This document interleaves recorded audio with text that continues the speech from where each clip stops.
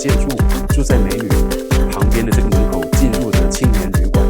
虽然我已经不再青年，最终也都忍不住疯狂的至少日逛3万步。老挝朋友提议的穷游新加坡，因为他预算有限，这说走就走，和穷游亚洲最富有的国家太有挑战性了。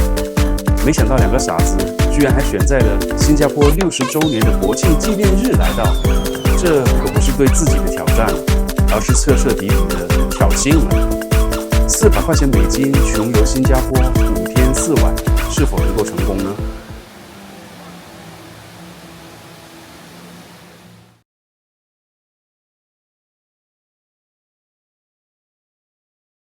从曼谷出发之前，我们先从网上填写了电子入境表。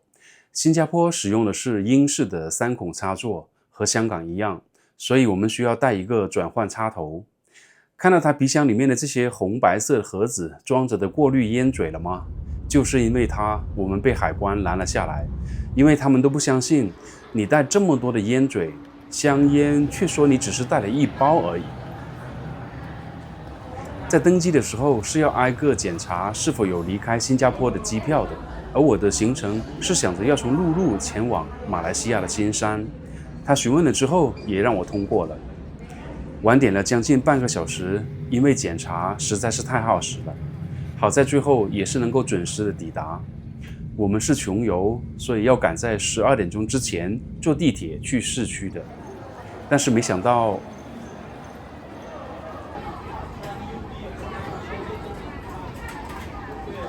老挝的朋友被拉去传说中的小黑屋了，整整半个小时之后才放出来。好在新加坡机场的 WiFi 是真正的免费，不需要填写任何的资料，点一下连接就可以使用了。否则真是挺担心他手机又没有信号，又不会说英文，能不能解释得清楚呢？从国内万能的某宝上面买到了电话卡，可以在机场的柜台这里取到，7块钱无限流量。可以在新马两地使用1个月，我也想不明白为什么会这么便宜。但是机场的这一碗拉沙就不太便宜了，要6块钱，更贵的还在后面。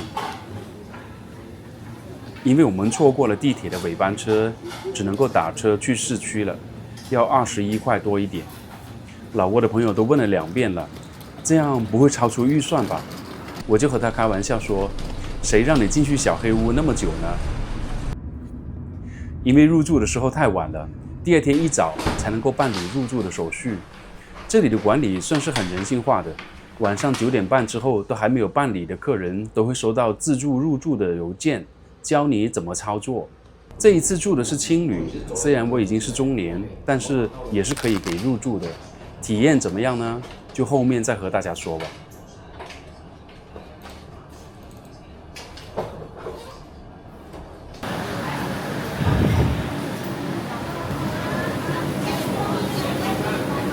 里边 famous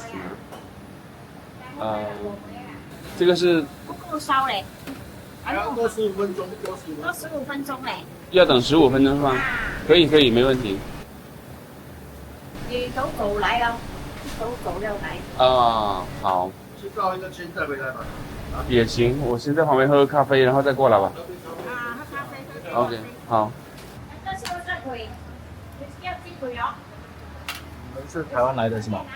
啊？台湾来的。不是，哇，中国对。中国哪里？中国哪里？深圳。然后深圳。啊。深圳可以讲广东话，我会讲广东话。廣東話？你都識廣東話？新加坡人咩説話都識講嘅。犀利啦，係啊！你哋普通話咩話都識講？英文？日又得，廣東話又得。因為我哋以前有睇嗰啲香港嗰啲劇。電視啊！依家嘅年輕人冇睇就唔識㗎。係啊！依家睇開啲英文啊。好似我咁嘅年紀嘅人，以前細個有人睇法。你幾年啊？你係幾年出世㗎？77年。77啊？咁樣我大你4歲咯。哦，係咯，嗰個時期都係中意睇香港嘅電視嘅。我哋嗰個時期都係睇呢。係啊係啊係啊，咩《射雕英雄傳》啊嗰啲咯。啊係啊。點啊？霍元甲啊嗰啲嚇。所以我哋識得講嘛。係咯。我係潮州人，我都識得講。咁你就識講潮州話㗎啦？梗係啦，我潮州人嘛。哦 OK，我來。哎呀，中國謝謝。對。福建又識，潮州又識，中華又識。睇電視真係學得識嘅喎。係啦，我都識歷史咯。依家嘅9蚊係嘛19 ？19。OK。你1塊啊？好。白切雞配咖喱，這個組合挺特別的。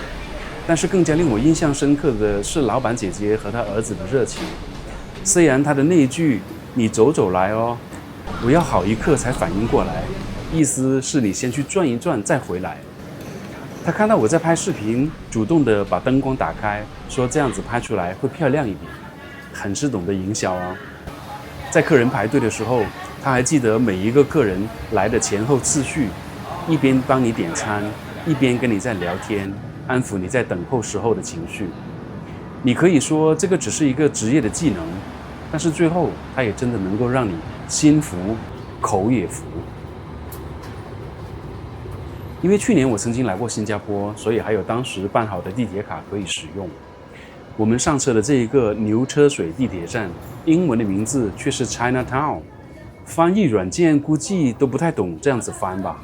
個米了，當然妹妹聽你米，這只有華人才能夠懂了。有趣的是，只有這一個站的指示牌是有中文的，列車上面和濱海灣站都是純英文了。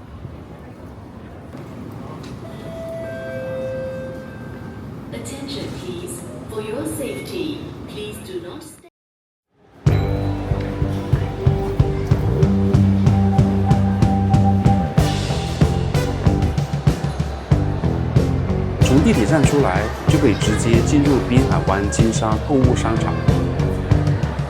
這裡第一時間能夠引起你注目的，當然就是這藍藍的河水和紅紅的木船。它想要營造出來的，應該就是威尼斯的風景吧。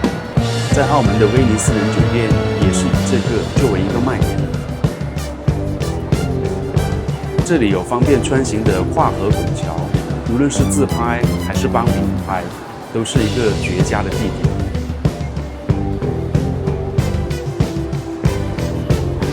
不知道是坐在船上舒服一些，還是看着別人坐在船上養眼一些，又或者坐在船上被很多人看着的感覺才是最爽的。這裡有商店、餐廳、娛樂場所等等，分布在不同的區域，但是你卻不太容易知道它在第幾層。因為這個商場說是一個多層的結構，但是總共有多少層呢？卻是沒有答案，這也太奇特了吧！我在後面2天參觀景點的時候，也都有這種感覺。簡單來說，就像是平面和立體的區別。為什麼呢？看完了我的新加坡之旅，也許你就能明白了。頂上的這一個巨型的玻璃球，就在上一層的觀海平台上面。往常都是會有水流下來的，但是今天不知道為什麼沒有。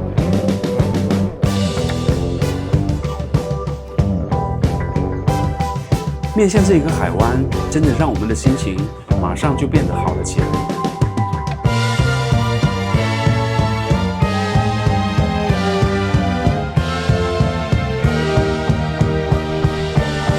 狂拍一頓之後，就被熱到想要趕緊回到商場裡面去。不知道這是精心設計，還是別有用心。除了花錢坐進餐廳裡面之外，你是找不到任何一張椅子可以坐下來的。這是在商場裡面唯一看到的椅子，好想坐下來，但是估計比吃一頓飯都還要貴吧。就連最普通的咖啡都要7、8塊錢，這不僅超出了老撾朋友的預算，連我都不太敢下手。最後，我們就只好在商場的門口烈日暴曬的地方坐了一下，但是這樣下去也不是辦法。於是我就想着說，那我們買票去56樓的空中花園看一下吧，說那個上面可以看完整一個海灣的全景。You mean? I have a Sands membership. I have one ticket on me. If you want, we can ballot the counter. There's one ticket in which I already have 35, which you need to pay. The other ticket you get at 26. But I don't have cash. Sorry. 等我们去买票的时候才知道，原来它是要分时段上去的，我们只能够买到2个多小时之后的票。这我们又能够去哪里待着呢？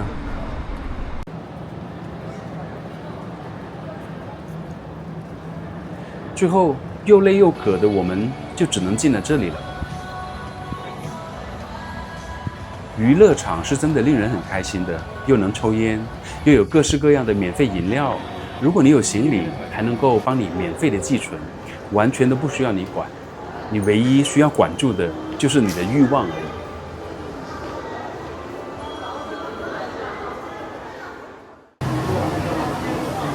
娱乐结束了，该去空中花园参观了。谁知道天气突变。Okay, don't worry. We will ask the ticketing counter if they find it. Also today cannot. Cannot. I don't think so. There's lightning around the area. It's very dangerous. Okay. So can change the day maybe tomorrow. Yes, but we have to ask the ticketing counter. Okay. 工作人员帮我们改期为明天，但是必须在3点钟之前入场，因为明天有新加坡60周年的国庆活动在上面举行。哦，难怪我说酒店涨价这么多，原来是因为这个原因。想一想，我们2个选择在这个日子来穷游，是真的有点作死。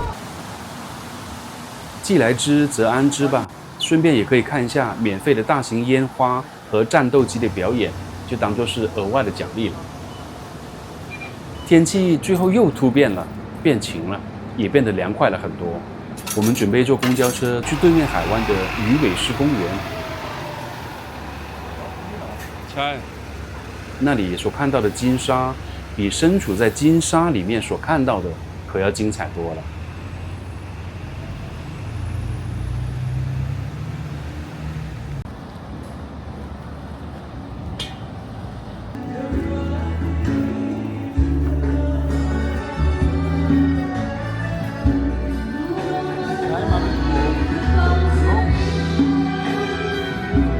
在艺术中心的这一个位置，面对着海湾，左边是世界上最难建，也是造价最高的建筑，也就是楼顶上面有一艘船的这3栋。它的楼下白色的花朵一样的是艺术科学博物馆，右边则是新加坡的标志鱼尾狮，右前方就是一片充满了都市风情的高楼大厦。很难想象60年前这里只是一个破烂的小渔村，更加难想象的是，被迫分家之后，在连供电供水都成问题的情况之下，通过60年的努力，可以有今天的成就。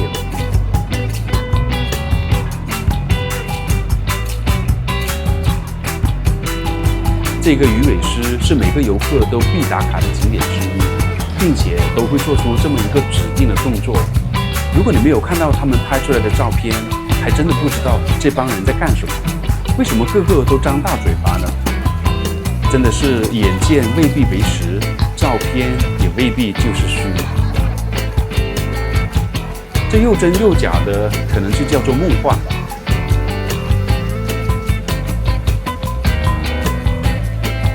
梦幻是新加坡景观的最大的特色。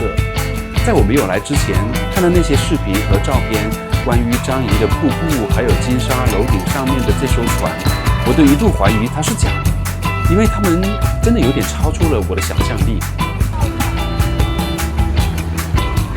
从早上8点半出门到现在快6点了，高级的餐厅是去不起的，那就吃个汉堡之类的快餐吧，没想到也要15块钱。当海湾的灯光亮起的时候，显得更加的梦幻了。在这里真的是让我们有一点流连忘返的感觉。但是已经7点多了，加上昨天晚上睡得也并不太好，实在是太累了。地图上面显示走路回酒店也不过是10来分钟，那就走吧。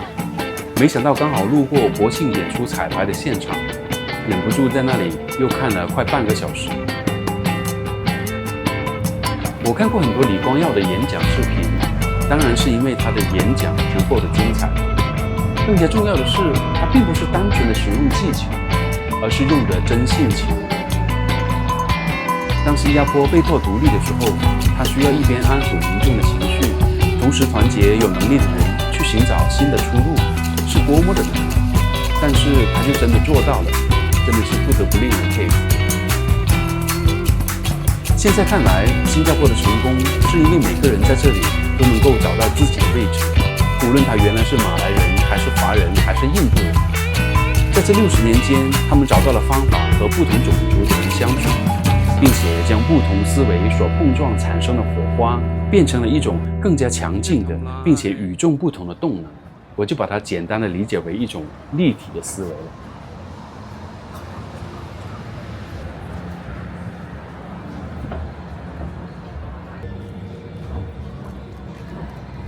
河边的这条酒吧街，在国庆的灯光之下显得特别的多彩。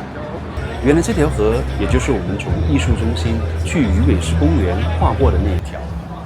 虽然已经很累了，我们还是忍不住绕远一点，穿过整条酒吧街去看一看。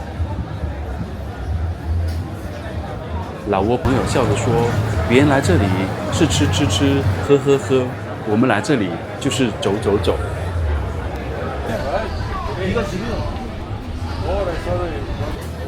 看着这里盛装打扮的俊男美女，就觉得这里是酒吧，但是其实这里也有很多正式的餐厅，并且大部分都是卖海鲜为主。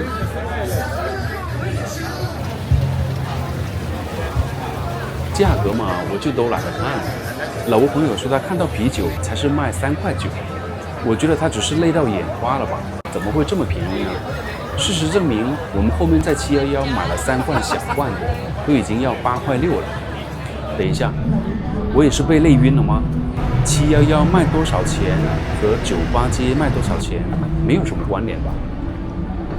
今天的确是有点累过头了，因为实在是走得太多了。虽然不算热，但是我都是满头大汗。2.9เล็กๆอันนี้2.5อันนี้1.5 special。因为青旅白天的10点到2点之间是没有空调，所以想着说中午回去躺一下都不行。คุณไปไหน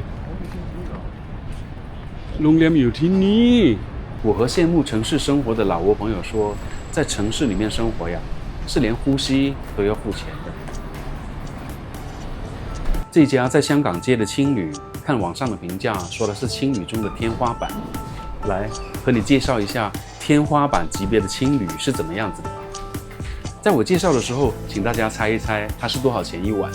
在下一集的时候，我会公布准确的答案。房间里面是上下铺的设计，最大的败笔就在这一道卷帘，它是让你想要不吵到别人都很难做到的，因为你每次拉它的时候，这一条白色的硬胶条都会一直的撞在木板上面。床的空间倒不算小，是标准的1.5米的双人床宽，配套算是齐备，插座呀、挂衣杆啊、收纳式的小桌板都有。但是每一次想要拿自己的东西的时候就太难了，特别是像我这种快1.8米的胖大中年，几乎是把整一条过道都给占满，别人想要通行都很难。如果是住在上铺，估计就更加的困难了。虽然说是青旅，实际上老人、小孩也都是能够入住的。我住的这个房间，住客也是有男有女的。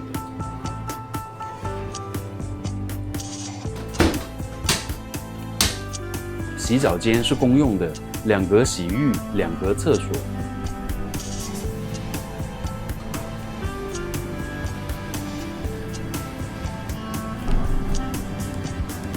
洗澡水的温度、压力都挺好的，可惜就是空间太小，你得小心你带来的衣服也会被打湿。